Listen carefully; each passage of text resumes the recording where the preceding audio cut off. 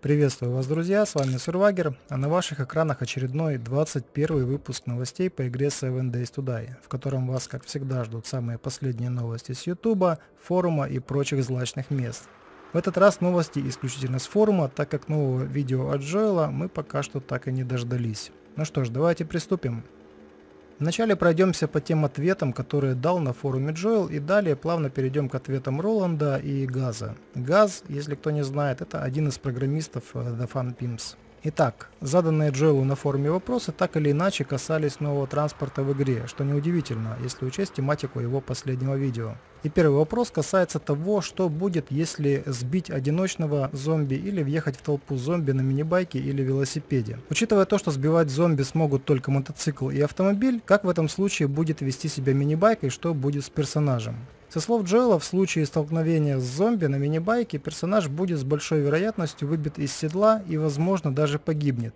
Это, видимо, зависит от скорости и прочих моментов, о которых нам пока неизвестно. А вот как будет происходить сам процесс вылетания из седла минибайка, отчасти мы узнаем из ответа Джоэла на второй вопрос, который звучит так. Будут ли игроки реагировать на столкновение с транспортом как зомби, показанное в недавнем видео? Джоэл сказал, что в данный момент как раз над этим и идет работа. То есть персонажи, так же как и зомби, получат рэгдолл, который будет реагировать на столкновение с транспортом точно так же, как и зомби. Я думаю, что примерно так же будет реализовано и вылетание из седла минибайка. То есть, как мы уже могли видеть в прошлом видео, при езде на транспорте мы по-прежнему будем все видеть от третьего лица, и при столкновении с препятствием, скорее всего, будем видеть примерно то же самое, что и в GTA. То есть персонаж будет вылетать из седла, пролетать какое-то расстояние, падать и потом уже вставать, если, конечно, не получит смертельных повреждений при аварии. Следующий вопрос коснулся того, что шлакоблоки на дорогах являются в данный момент непреодолимым препятствием для любого транспорта, и было бы неплохо, чтобы невидимая форма этих блоков представляла собой пирамиду. В итоге транспорт на большой скорости просто подпрыгивал бы на таких препятствиях, как на кочках, а на малой скорости мог спокойно переехать. Джоэл признал, что есть такая проблема, и ее решение обсуждается в данный момент, и проблема будет решена до выхода 17-й альфа.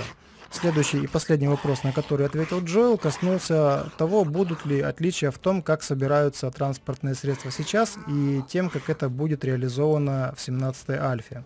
Со слов Джоэла, все еще может измениться, но в данный момент план состоит в том, чтобы после сборки минибайк, велосипед или другой транспорт становились единым целым, и при открытии он был показан в том слоте, где сейчас находится рама. Это нужно для того, чтобы освободить слоты для будущих модификаций.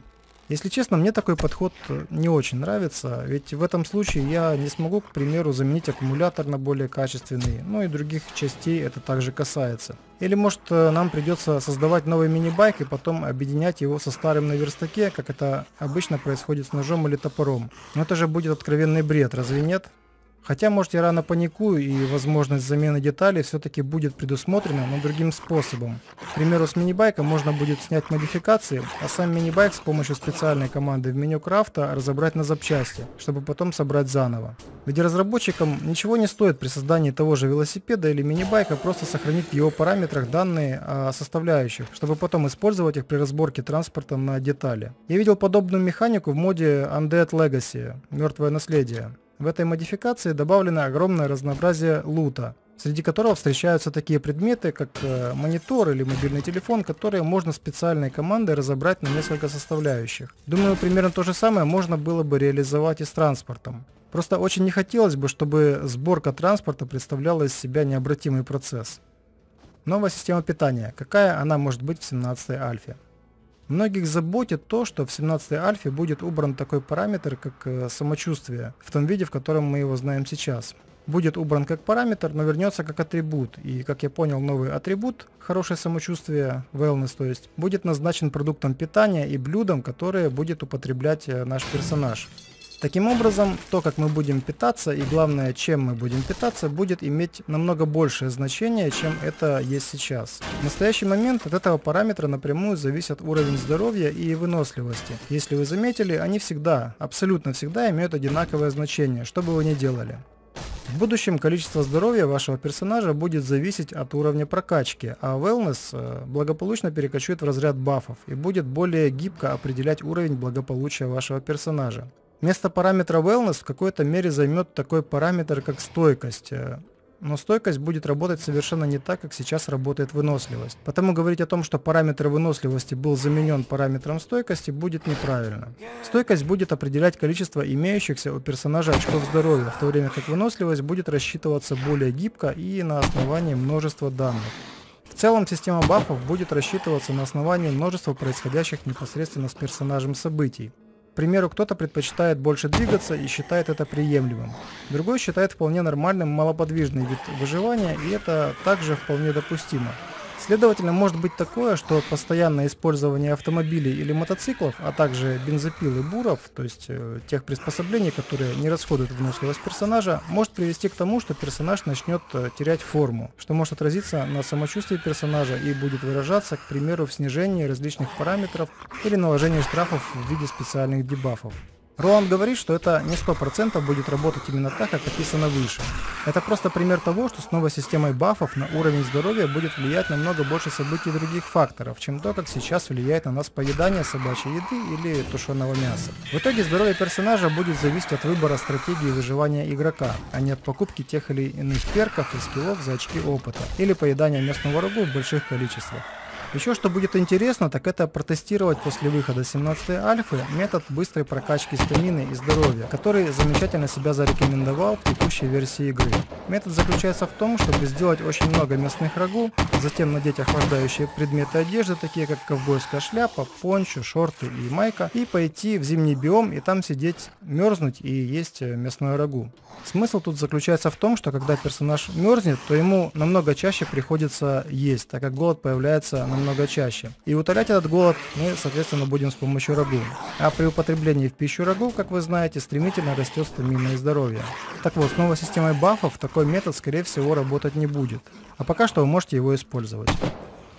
Переходим к следующему вопросу с форума, и звучит он так. Можно ли будет сделать так, чтобы персонаж при встрече волка или собаки ронял предметы из рук или терял часть предметов с пояса? Я как-то сам вносил на форуме подобное предложение в специальном разделе, но моя идея касалась не собак или волков, а зомби-скримера. И заключалась в том, чтобы при ее крике персонаж с некоторой вероятностью ронял из рук оружие.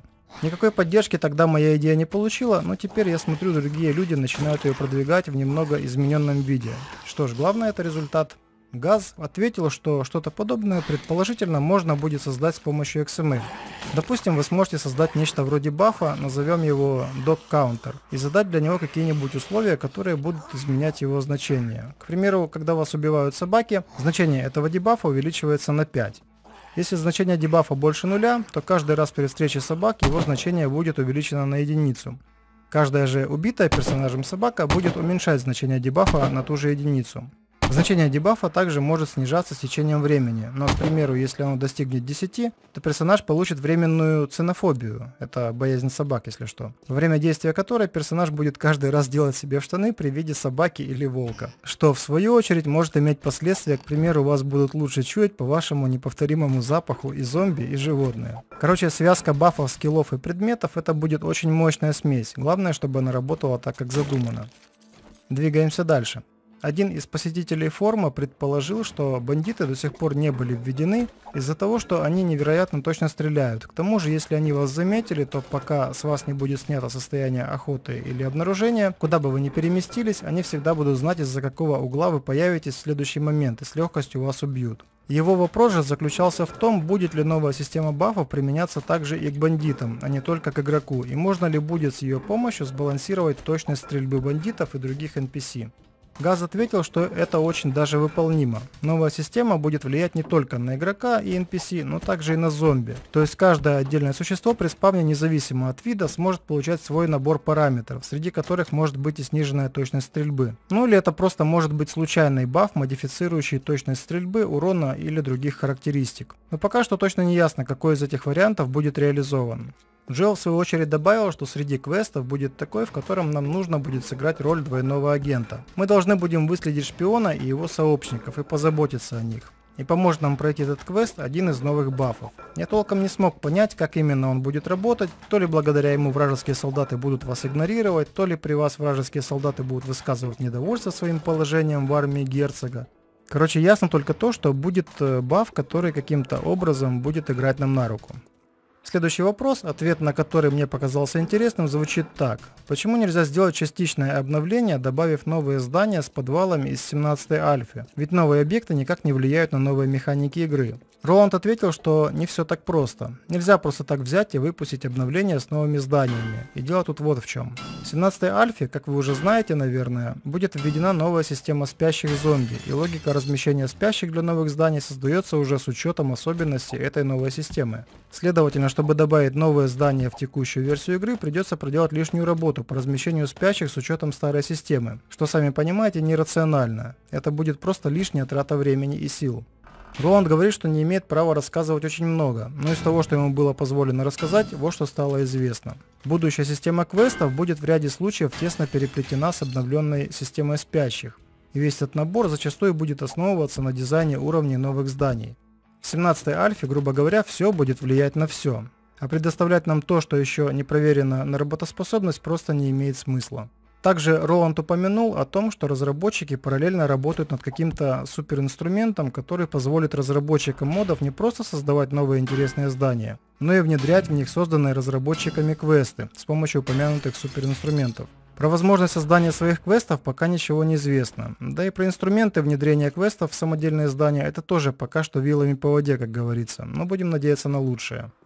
И немного про случайную генерацию элементов PoE. Со слов Газа, обстановка новых зданий с некоторой степенью свободы будет генерироваться случайным образом. Случайно могут генерироваться в основном обои на стенах, наличие или отсутствие утвари на столах и прочие мелочи, которые позволят нам воспринимать каждое отдельное здание как новое.